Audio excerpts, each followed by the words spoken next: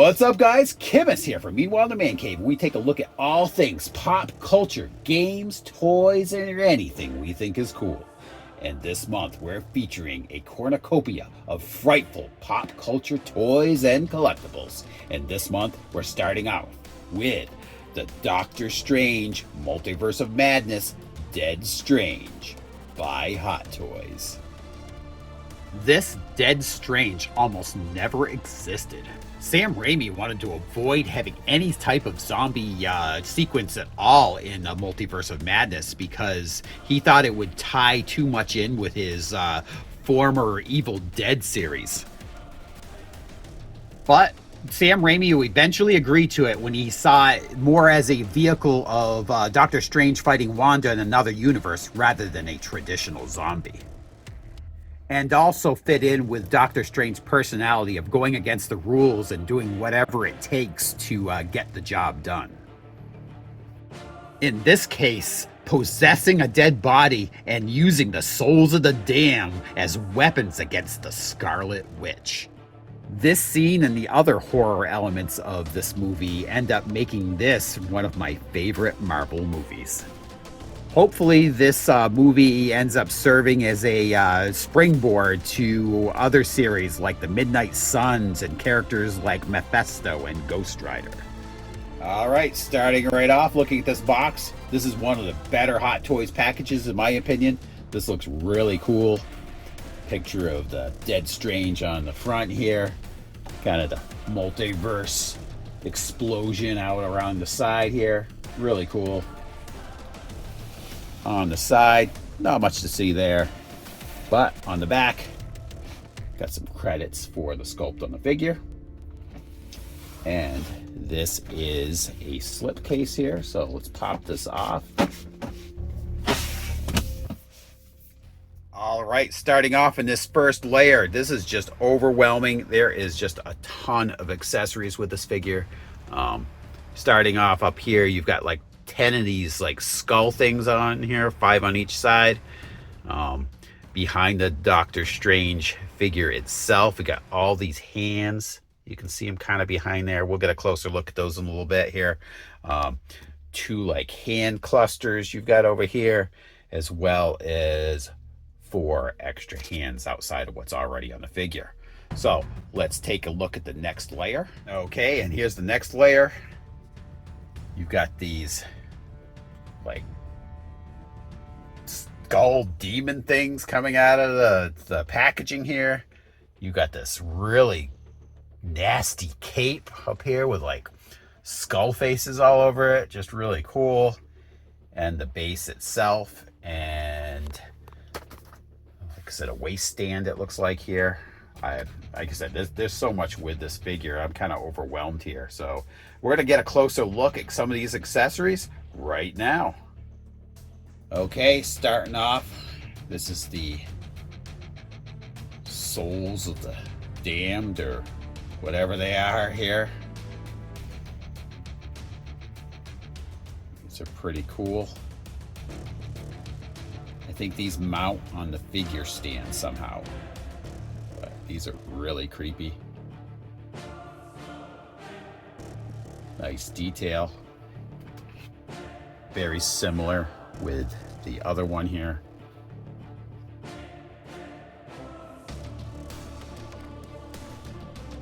Got these hands all reaching out. They're just really nasty. I dig it.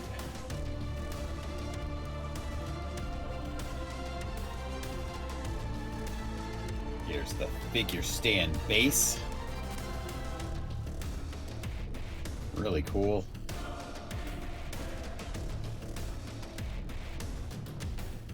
And the bendable post that will screw into the base here when you're ready. It's threaded, so you'll just be able to turn it in there. So here's the stand when you get it done. There's an end cap on the top that comes off. This would go on first, sliding down, and there's a screw to tighten here. And then you'll put the waist stand on, and then place the end cap on top of that. And then I believe those two demons that I showed you earlier are going to go on each side here. Okay, and here's this cape slash batwing thing. Dude, I had to switch to wide angle just so I could fit this in the camera frame. This is insane. This thing is over 30 inches wide. It is crazy. Like, I don't even know how I'm going to display this figure. I've got giant Batmobiles and everything, and this thing is, you know, rivaling their size. It's crazy, but the detail on this is really nice. These holes are kind of where you're going to stick those like skull heads that we saw in that one layer, and we'll get a closer look at those in a little bit. But yeah, this figure is gigantic. So if you don't have the space, be warned. All right, so here are the different skulls. Very few of them are duplicated too, which is kind of cool. These two here are duplicated, but the three across the top are all individual. And over here, you've got these groups. There's basically three different types over here. This is one type, this is one type, and this is by itself. But very cool. Those will actually install on the cape. And the hands that are basically going to serve to hold the bat wings on the Dead Strange's back.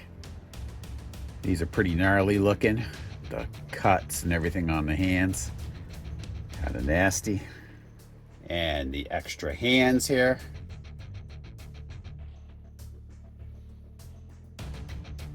Spell casting hands, basically.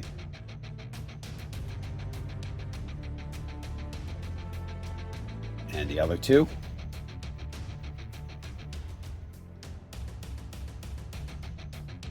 Very creepy. And the hands that'll go basically on his back, so you can see them coming out. Guess that's the mounting post, or the mounting holes, I should say. These are somewhat posable. You can see they move a bit. They're not going to have elbow joints, but they do swivel, so you can move them about a bit. Not a lot though. Still pretty awesome. So here's Doctor Strange himself, or Dead Strange. Man, modeling on this is fantastic. Really, really cool. This face is grim. Definitely needs a little oil of Olay here. Maybe some Botox. It's hard to see on camera here, but his eyes look really good too. Let's see if I can get any closer on those, but probably not. But it does.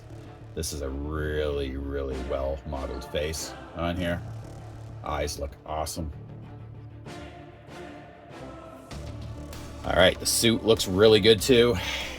Down here with the damage, his gnarly skin in there.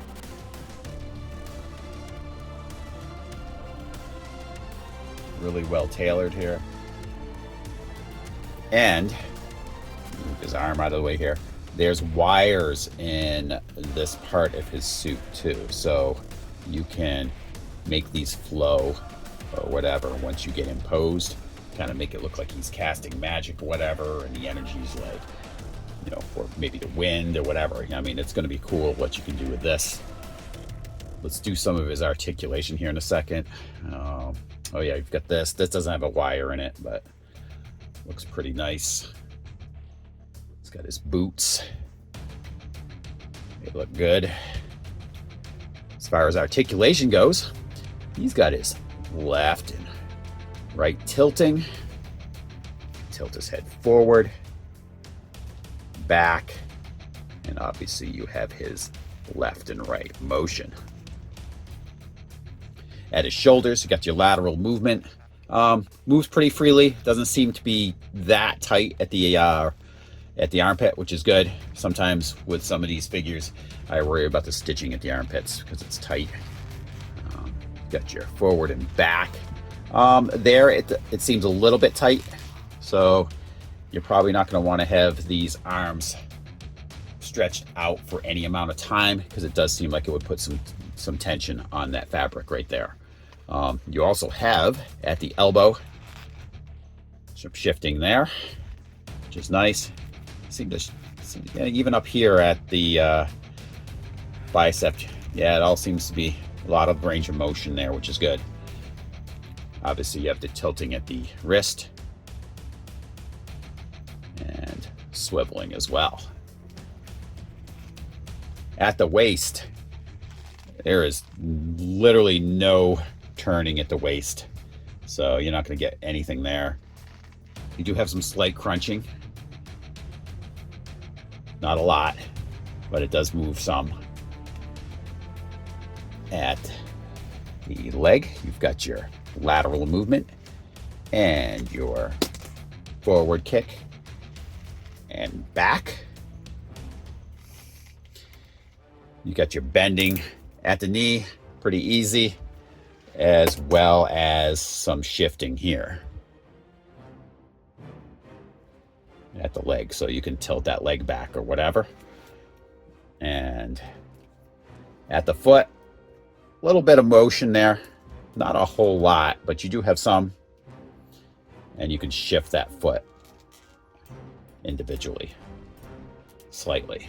So let's get this ghoul into some poses, get his accessories on, and I'm going to let you know what I think. Okay, as far as this goes, this is how you're going to assemble this.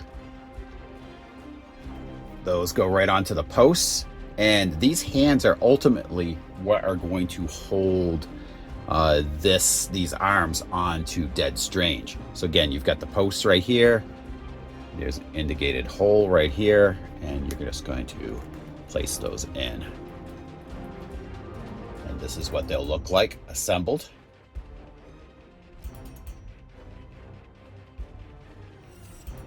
Okay, so here it is. I thought this looked great in the preview pictures I'd seen, but in person it looks even better. I love how you have the wires in the different parts of the costume to make it posable.